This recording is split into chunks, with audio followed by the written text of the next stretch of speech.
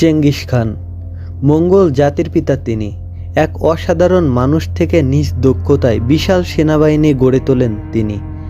যদিও তিনি অতি নির্মম ও রক্তপিপাসু নেতা হিসেবে পরিচিত।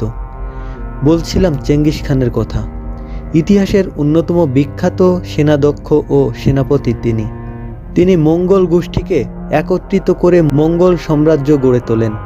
প্রশান্ত মহাসাগর এবং ক্যাস্পিয়ান সাগরের আশেপাশে সব কিছু নিয়ন্ত্রণ করেছিলেন তিনি। 1150 থেকে 1160 সালের মধ্যে কোনো এক সময়ে চেঙ্গিস খান জন্মগ্রহণ করেন।